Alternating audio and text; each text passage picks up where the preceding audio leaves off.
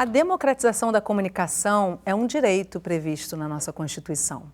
Para além de coibir a concentração da mídia nas mãos de poucos que utilizarão esses veículos para promover interesses de uma parcela pequena da população, democratizar é abrir espaço para outras vozes, interesses e saberes. E é aí que a comunicação indígena mostra sua potência.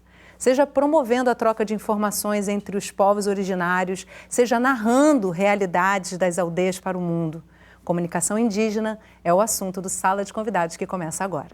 A comunicação indígena, que é uma comunicação feita de dentro para fora. Eu já sou uma semente de outros que vieram e assim a gente tenta sempre ir passando. Ela tem essa questão do sentimento, do pertencimento. Ainda pouco se permite que nós falamos de nós. Cada povo indígena tem uma cultura, cada povo indígena é diferente do outro. Então é muito importante essa articulação. Os próprios indígenas, com sua ótica, com a sua visão ali, estão fazendo e mostrando. A gente já tem jovens que têm suas próprias redes dentro das próprias aldeias, formando seu grupo de comunicadores. E a comunicação indígena é essa ferramenta de luta, né? Essa ferramenta de grito. Comigo no estúdio hoje, conversando sobre comunicação indígena, Marcelo Tingui, cineasta indígena. E participando da conversa remotamente, Samela Sataré Maué, comunicadora indígena da APIB, Articulação dos Povos Indígenas do Brasil. E a sua participação faz o programa ficar muito melhor. Você tem visto a comunicação indígena nas redes ou faz parte dela? Manda a sua presença para a gente aqui pelo 021 99 701 8122 ou pelas redes sociais do Canal Saúde. Então vem participar. Marcelo, Samela, que bom estar com vocês aqui, que prazer estar com vocês aqui. Marcelo, eu vou começar com uma pergunta, acho que fundamental para quem é branco, que está em casa assistindo entender. O que é a comunicação indígena e o que diferencia essa comunicação e a importância dela? Então, bom dia a você e a todos que estão assistindo, né? A comunicação indígena é uma comunicação feita por indígenas, né? Então, ela também não é só comunicação, ela tem uma ramificação cultural, né, que vai do cinema, da mídia ativista, dos coletivos audiovisuais dentro das comunidades. Ela é a mídia que mostra, ela desconstrói toda a história eurocêntrica da invenção do Brasil. Ela também não é só denúncia, ela é também arte, né? É a forma de como quem está dentro da comunidade contar a história para fora. A arte, na culinária, na tecnologia, né? que são a nossa cultura, a base da nossa vida.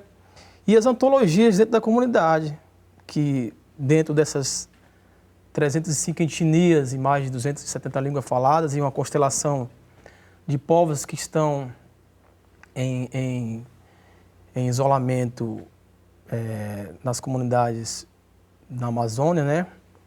Então, essa forma de se olhar, de nós contarmos a história nós mesmos. A gente não precisa que outros digam o que é bom para a gente pode contar através da mídia, do cinema indígena, né? E aí, a comunicação indígena é todo esse amparado, todas as ferramentas de um indígena sendo o protagonista, não sendo uma ferramenta de objeto academicista, enfim, de várias questões. Essa é a mídia indígena. Até porque se eu for contar a sua história, eu vou falar de uma forma absolutamente distanciada da realidade, né, Marcelo? Que é a realidade dos povos indígenas no Brasil, que é a realidade da história que é contada sobre os povos indígenas no Brasil, isso principalmente na educação, né? Essa coisa da chegada do português, né, no Brasil, essa falta de entendimento do processo de genocídio, do Holocausto, que aconteceu no Brasil, com milhares de mortos, várias comunidades. E aí essa história ela é contada de uma maneira de outro, né? E parece hoje... que ficou lá atrás isso, mas continua acontecendo, né? Isso, não, é constante. O processo de colonização social fascista no Brasil, ele é recorrente, mas de uma maneira mais social, digamos.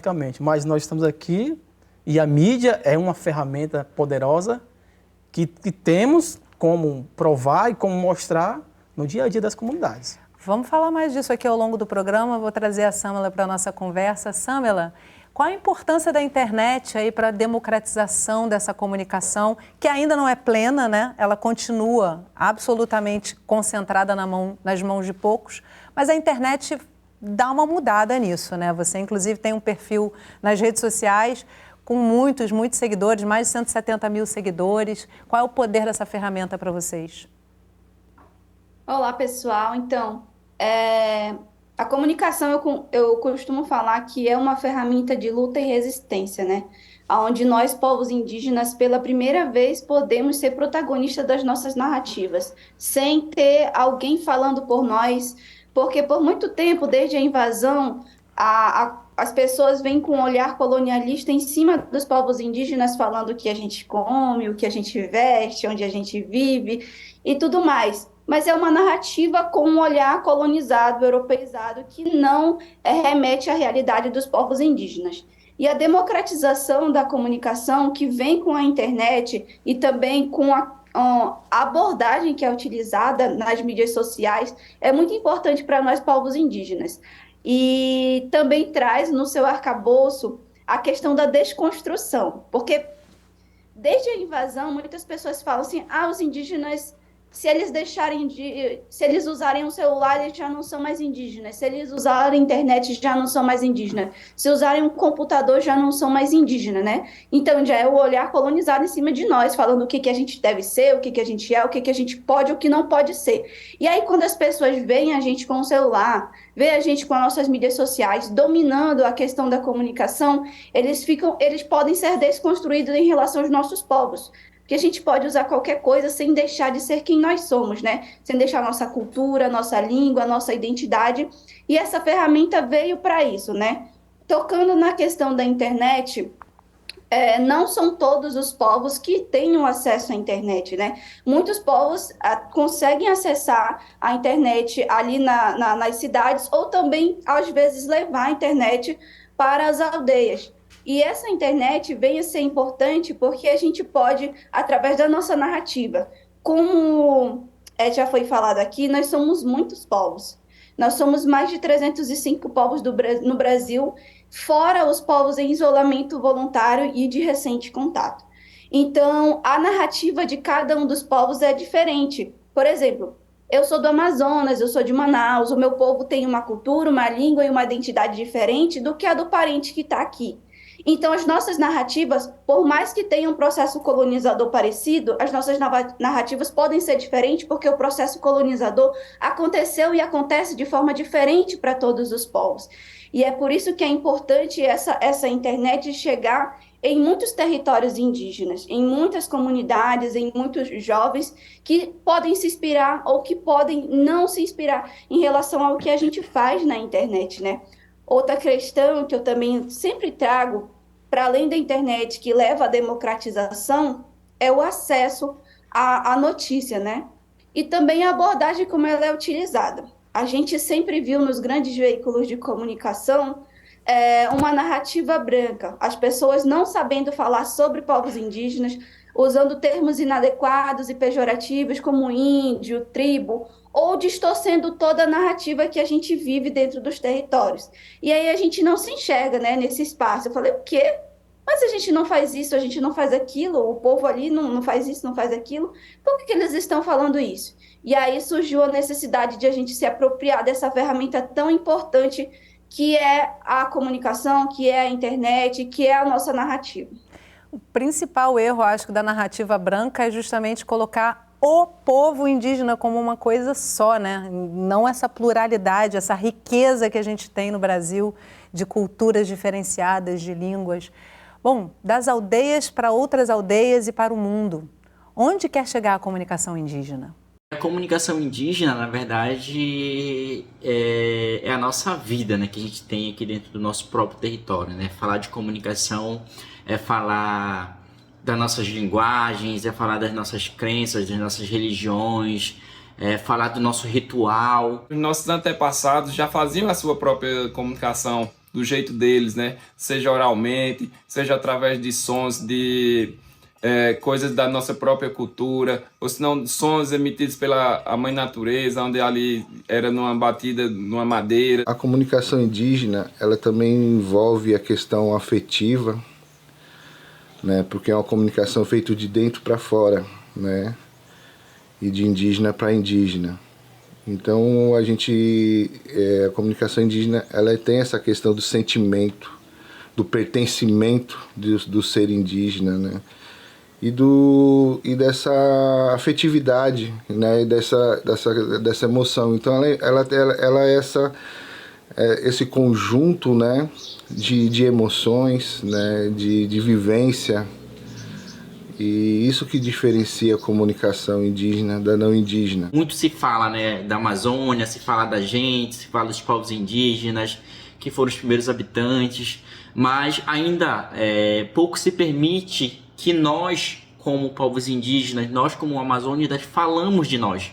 Então, a comunicação indígena, ela perpassa tudo isso e também ela é criada dentro da própria aldeia, é criada dentro do próprio território. Aqui na aldeia, onde a gente faz essa comunicação, a gente produz os documentários e é passado também, seja nas escolas, seja na própria assembleia. Também na rede, né, a gente consegue hoje fazer transmissões ao vivo, diretamente em alguns atos que estamos participando.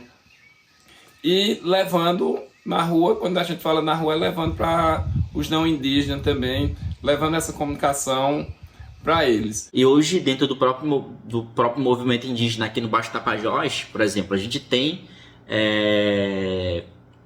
comunicadores, né? A gente já tem os jovens que comunicam sobre a atividade do Conselho Indígena, a gente já tem jovens que têm suas próprias redes dentro das próprias aldeias, formando seu grupo de comunicadores também, isso é muito importante, né? A gente leva a oficina daqui de edição de vídeo, de produção de texto, de drone, né? Que é muito importante também essa juventude ficar antenada a todas essas novas tecnologias que vêm, como defesa do território, né? Como é que a gente usa o celular para defender o nosso território? Como é que a gente fala da nossa cultura defendendo o nosso território? É levar a nossa voz, é levar o nosso grito para o mundo, ver quem somos, o que fazemos, nossas alegrias e nossas tristezas. Infelizmente, nós reportamos mais as nossas tristezas, né? Os ataques, que pouco é dito na mídia convencional, mas a comunicação indígena, ela veio, né, para fazer isso. Para a gente,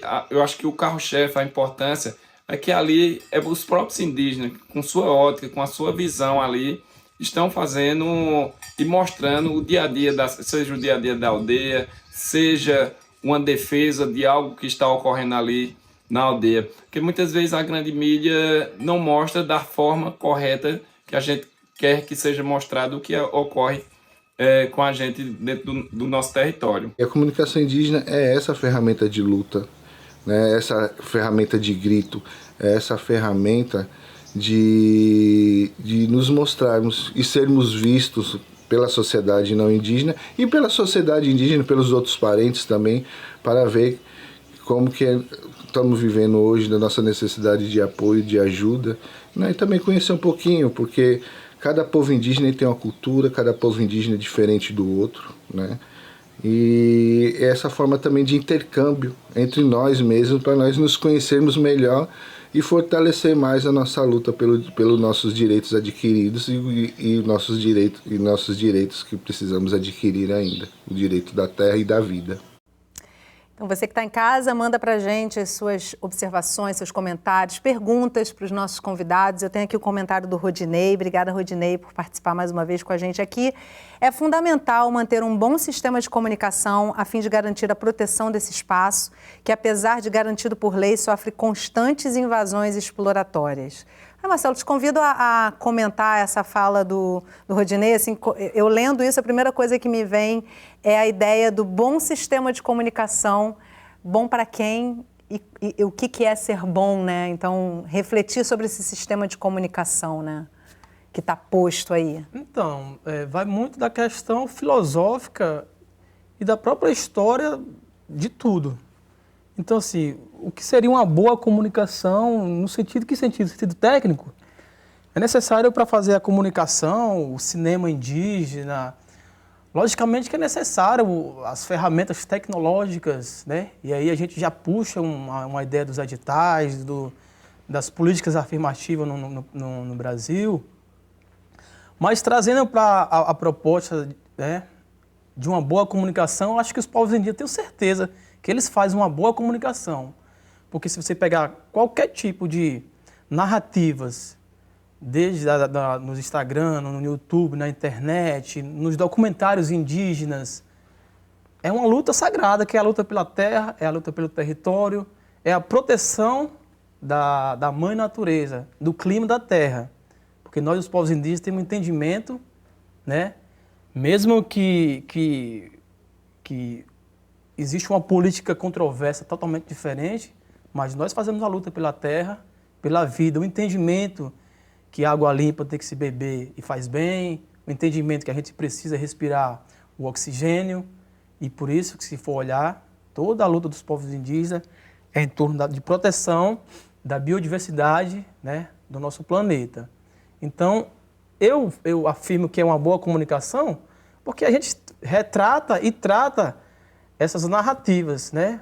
E, geralmente, a gente sempre procura a não fazer aquilo que é tão nocivo no veículo da informação, que é a fake news, né? A gente não está preocupado para fazer essa politicagem, né? A gente quer contribuir, né?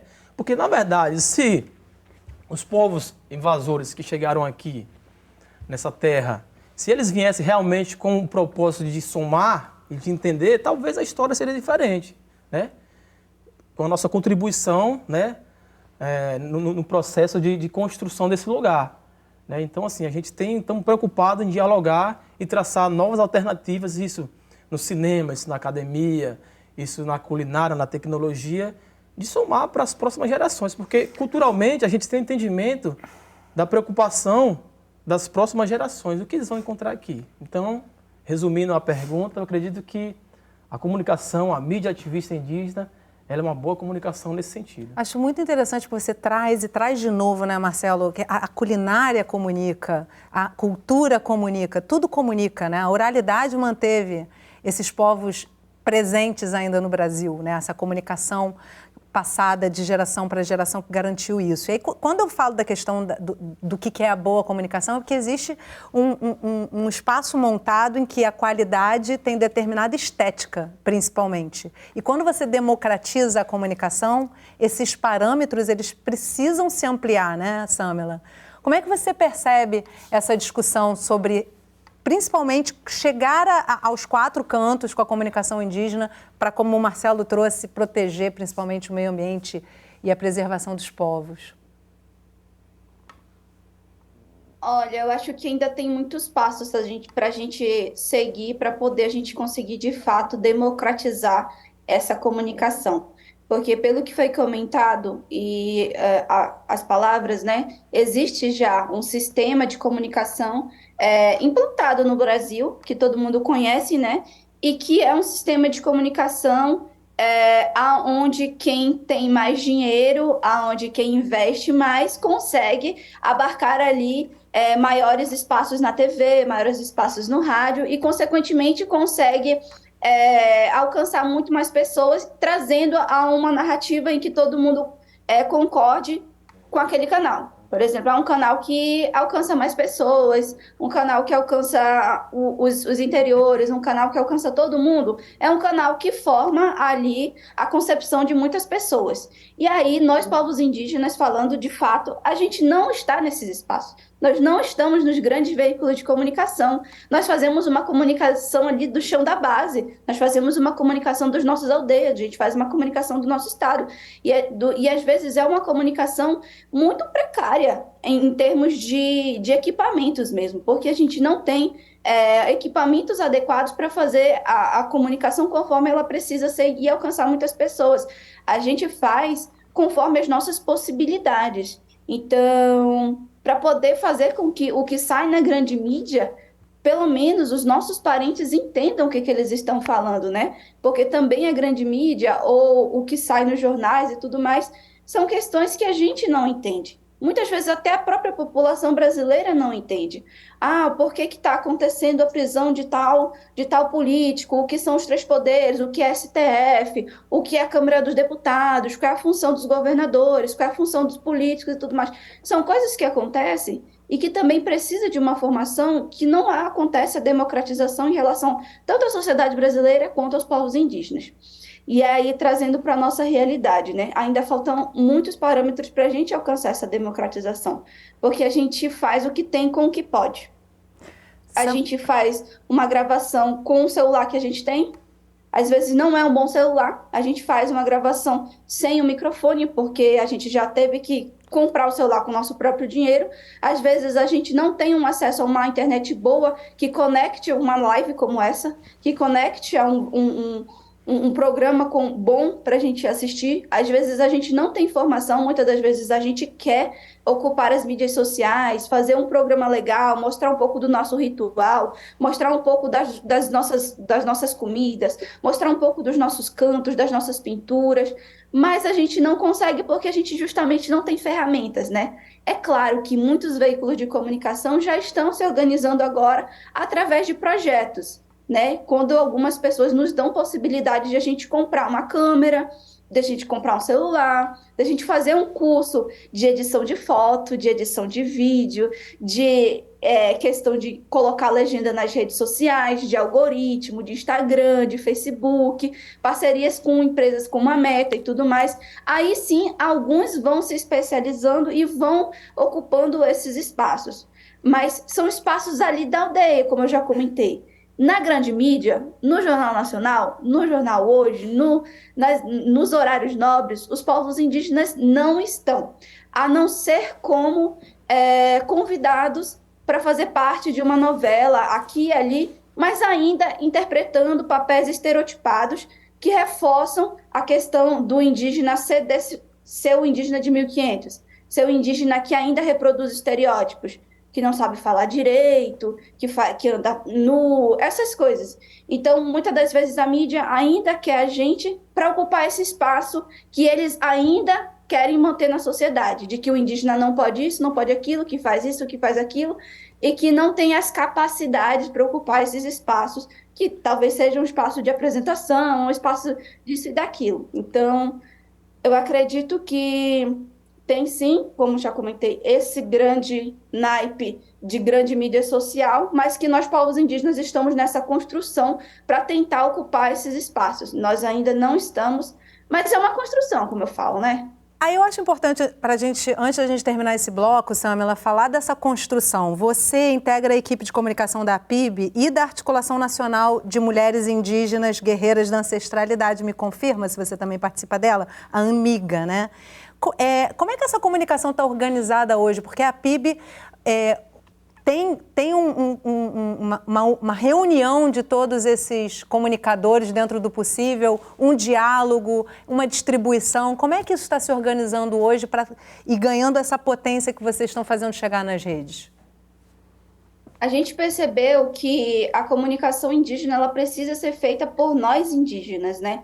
E mais que os comunicadores indígenas, mesmo sem uma formação adequada, tipo uma formação em comunicação, uma formação em jornalismo, uma formação aqui em questões sociais, eles precisam de potencialidades. Então, a PIB ela funciona através de 7 regionais, que abrange todas as regiões do Brasil, né? A gente tem a COIAB, que é a região da Amazônia, a APOIME, que abrange os povos indígenas do Nordeste, Minas Gerais e Espírito Santo, a ARPIM Sudeste, que é os povos indígenas do Sudeste, São Paulo e Rio de Janeiro, a Comissão Guarani Virupá, que é do povo Guarani, a Tiguaçu, que também é do povo Guarani, o Conselho do Povo Terena, que é do povo Terena, e a ARPIM Sul, que abrange os povos indígenas do Sul. E aí a gente tem uma rede de comunicadores em cada uma dessas regionais para a gente tentar abranger todos os povos indígenas do Brasil.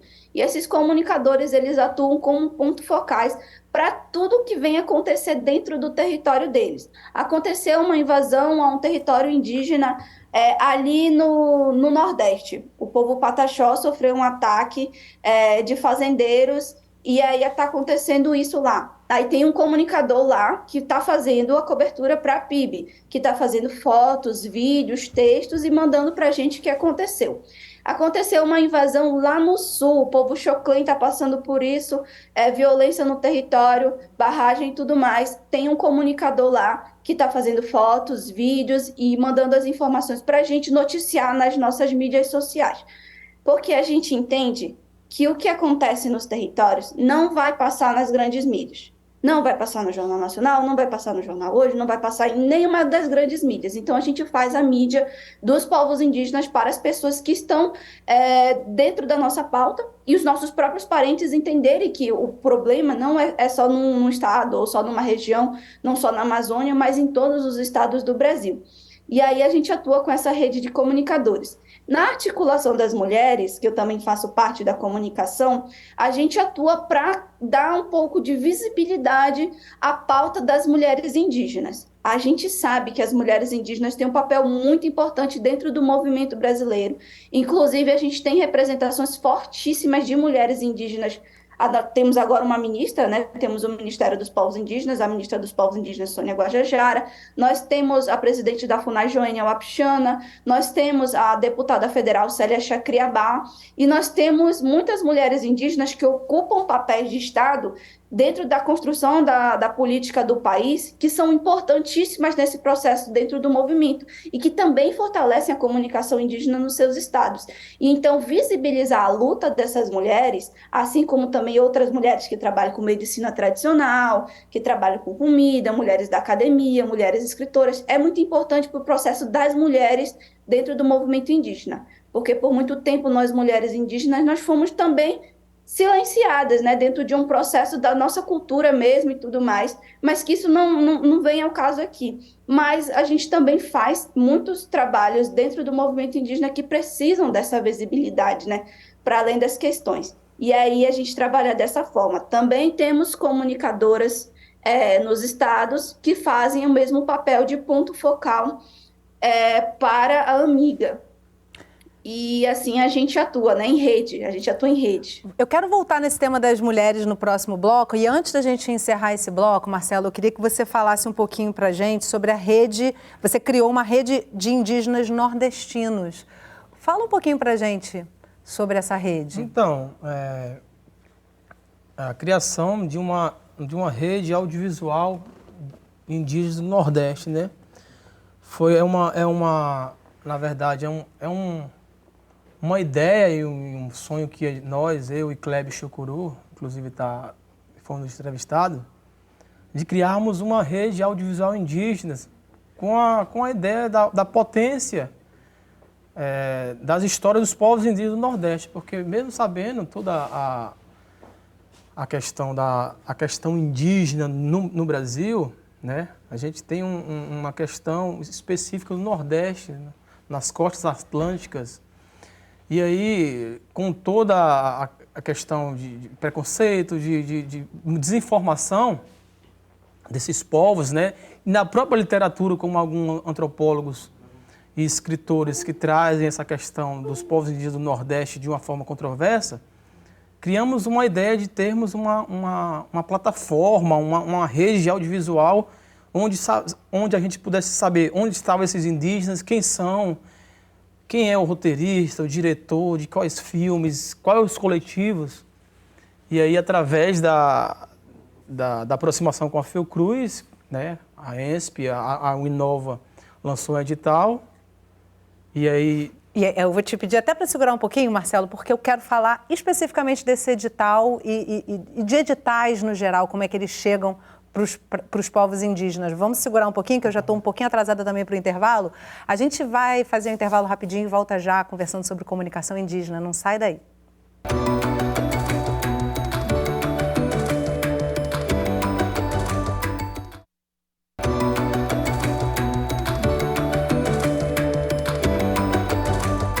O Sala de Convidados está de volta conversando sobre comunicação indígena. Comigo no estúdio para essa conversa, Marcelo Tigui, cineasta indígena, e participando da conversa remotamente, Samela Sateré Maué, comunicadora indígena da APIB, Articulação dos Povos Indígenas do Brasil.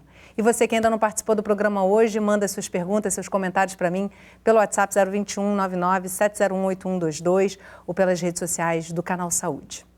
Redes sociais, internet e criatividade, como a comunicação indígena se fortalece e se recria mesmo diante das adversidades.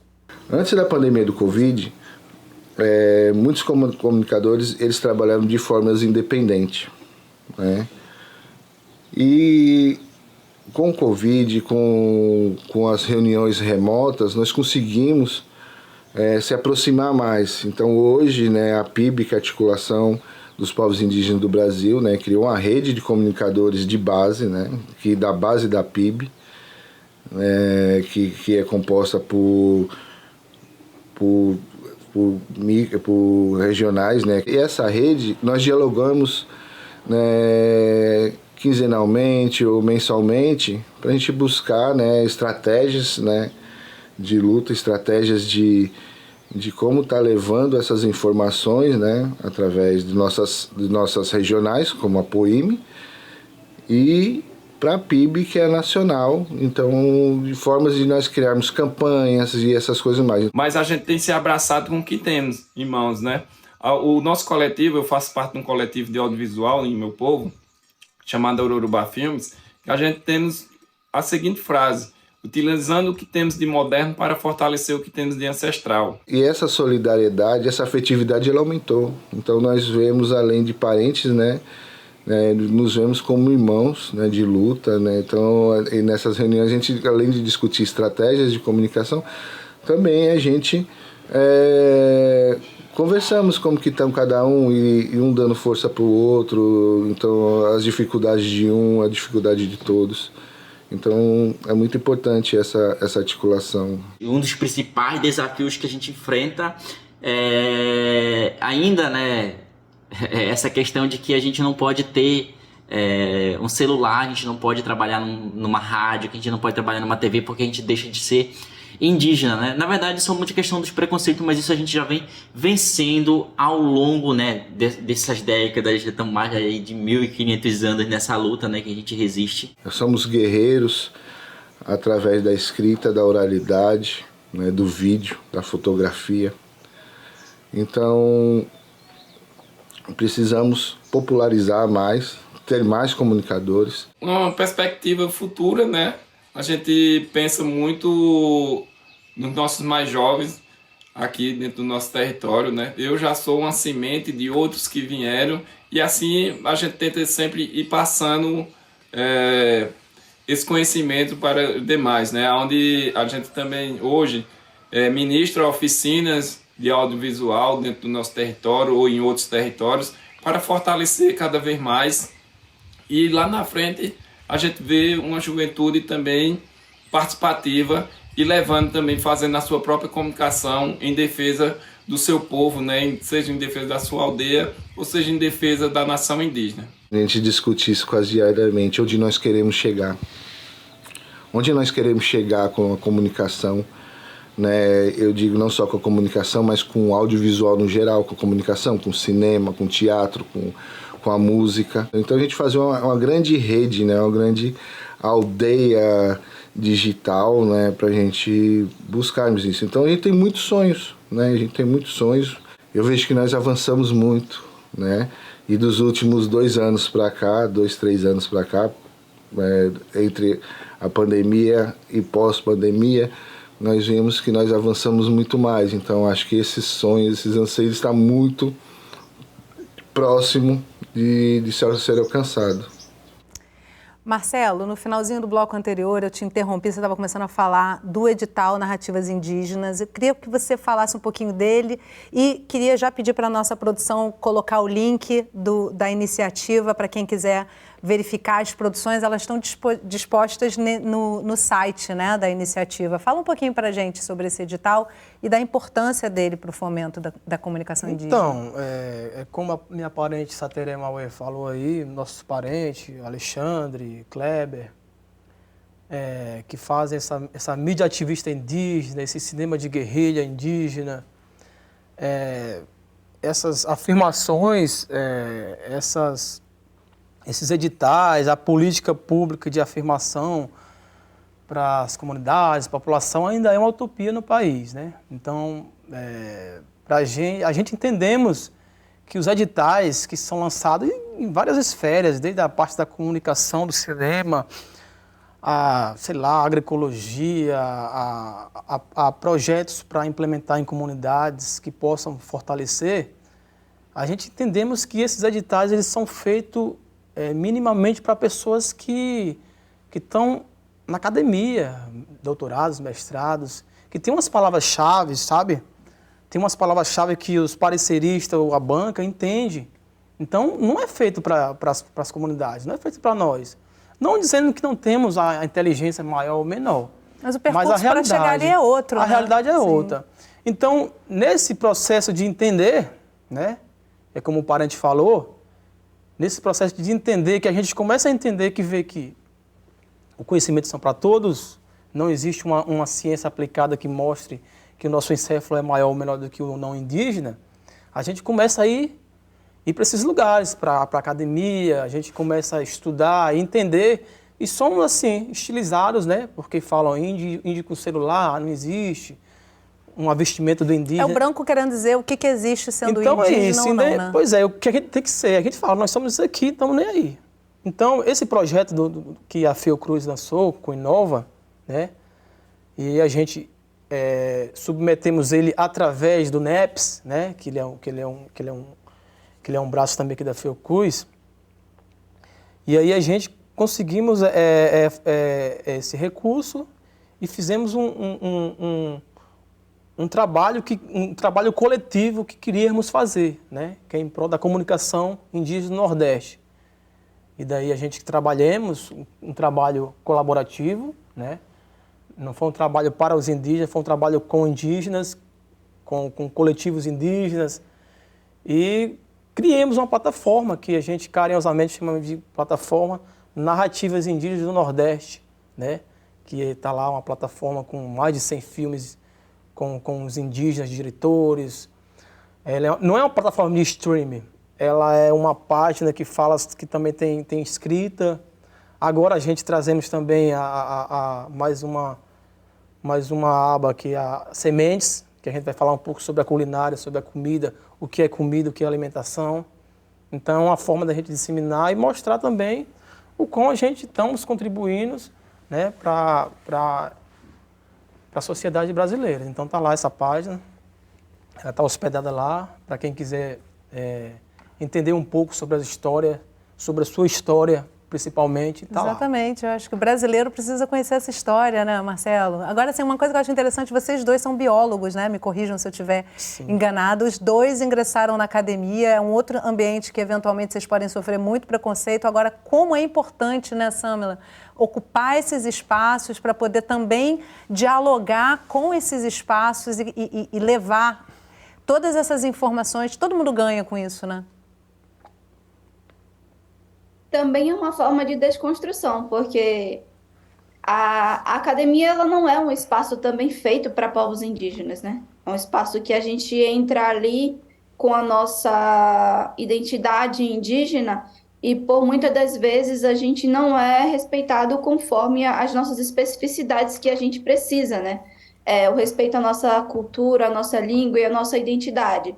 E aí a gente tem que se adaptar a um ambiente totalmente novo, em que a gente acha que é um ambiente totalmente aberto, de pessoas mente aberta, e que muitas das vezes não é.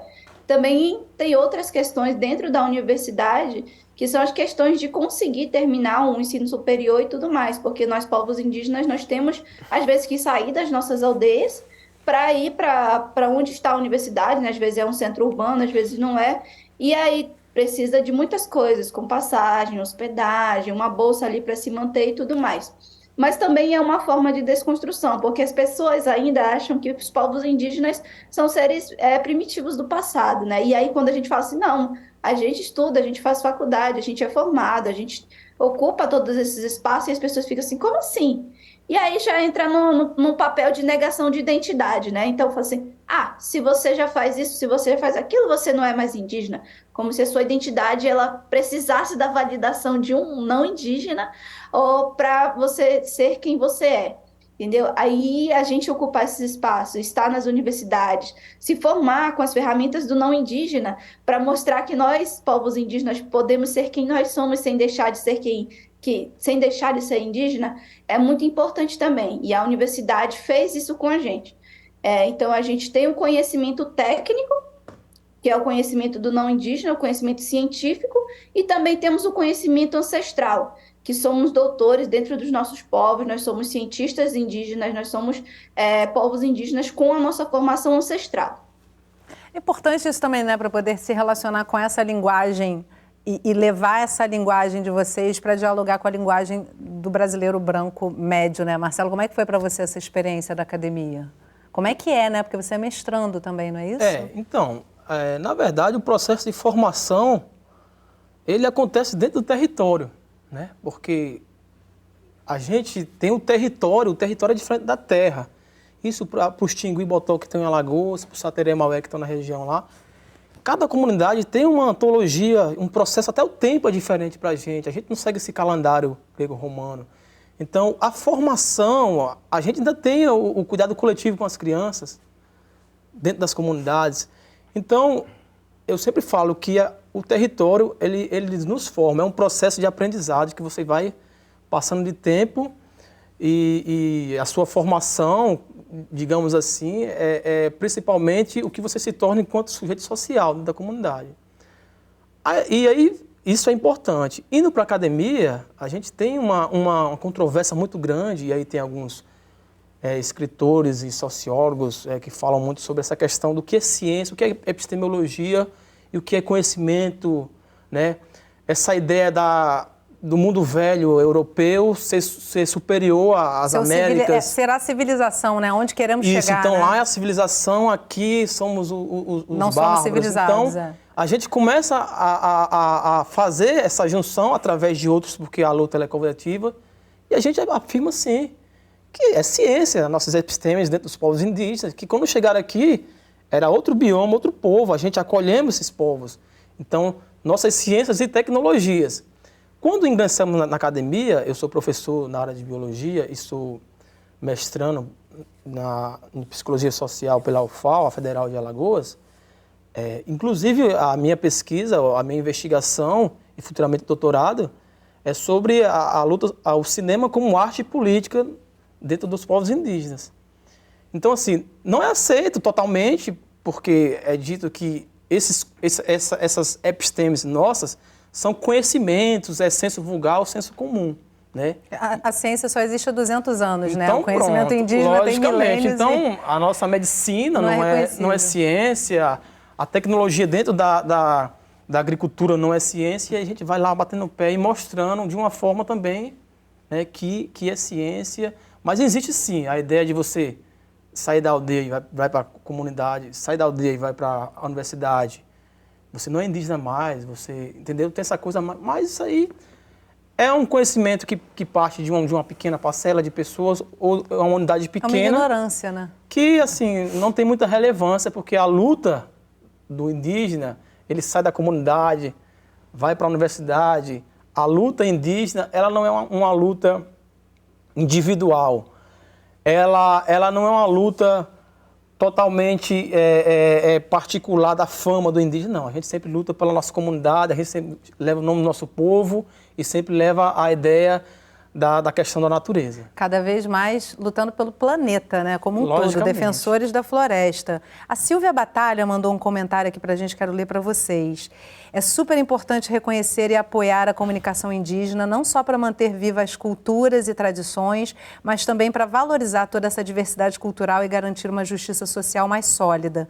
É necessário expandir essa comunicação para fora, para o mundo todo, usando rádio, TV, redes sociais, filmes. Assim sim é possível mostrar as perspectivas, lutas e conquistas para um público bem maior. Silvia, muito obrigada, Silvinha, pelo seu comentário. Acho que ela disse bastante sobre tudo isso que a gente está conversando aqui. E a gente está caminhando já para o finalzinho do programa. Queria ainda trazer uma questão importante para vocês. Marcelo, a pandemia foi um marco divisor na comunicação indígena, não? Acho que para a comunicação de uma forma geral, mas para a comunicação indígena, né? Queria ouvir de vocês um pouquinho sobre o que acontece no momento da pandemia, em que inclusive se mostra que a gestão da questão da saúde, da vigilância em saúde, quando ela é com a contribuição local, né, nos territórios, ela chega muito mais longe, né? Então, eu sou diretor, eu também dirijo e roteirista. No momento da pandemia, a gente, na verdade, muitas comunidades, eu vou falar da minha comunidade, os Tingui e Botão de Alagoas, já sabíamos, através dos nossos mais velhos, que teríamos um mal que viria pelo ar. Não sabíamos que teria um nome, que era um vírus. E daí continua-se um processo dentro da comunidade de como vamos lidar com tudo isso, quando explode a ideia da Covid, a realidade mesmo da Covid no mundo. E aí a comunicação e o cinema indígena ele foi de fundamental importância na propagação de ideias, porque o modo de vida das comunidades indígenas, antologicamente, é totalmente diferente, né, da cidade. Tudo que a gente faz é muito junto. A gente come junto, dorme junto, tudo é coletivo. É integrado, né, Marcelo? Então, se tratando para a ideia de um vírus biológico, né, seria muito mais como foi, né? E aí a gente utilizamos, a Tingui Filmes utilizou muito o cinema de fazer aqueles vídeos pequenos, até 3 minutos. Se protege parente, olha, o que deve fazer, uma como linguagem deve fazer. adequada também, né? Uma linguagem adequada para a realidade daqueles povos. E aí circulava em vários povos e como manter as barreiras sanitárias.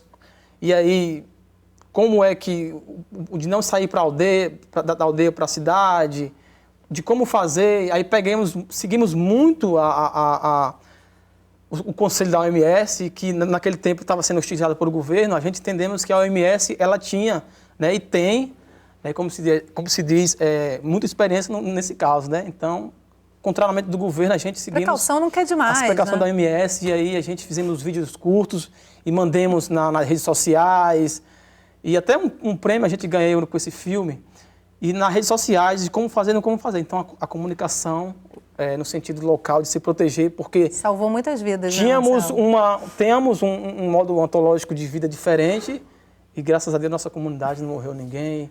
E ele foi um vídeo bem importante. Samuel, eu queria te ouvir rapidinho sobre isso.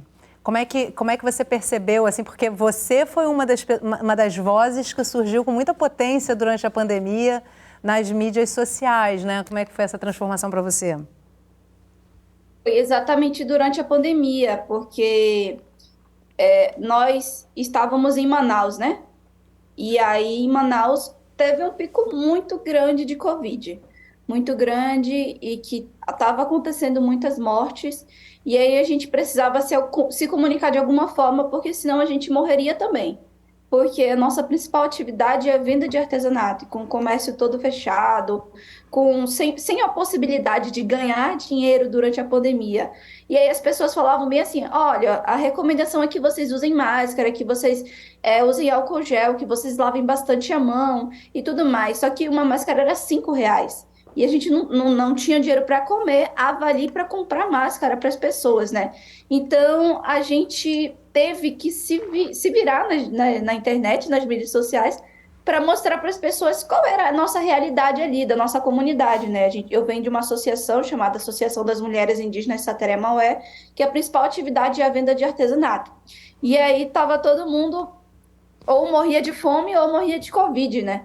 Então, a gente teve que se adaptar durante a pandemia, e aí a gente surgiu um projeto que foi uma iniciativa, não nossa, né, mas de pessoas que quiseram ajudar a gente, de a gente mesmo fazer as nossas máscaras. E aí a gente começou a costurar as nossas máscaras, tivemos, né, o apoio de uma máquina de costura, para a gente comprar tecido, e a gente começou a fazer nossas próprias máscaras, e aí a gente despontou nessa de fazer máscaras também para doar para os indígenas que a gente conhecia ali ao nosso redor, que também precisavam de máscara, mas que também estavam na mesma situação que a gente, sem dinheiro para comprar, mas querendo se proteger também.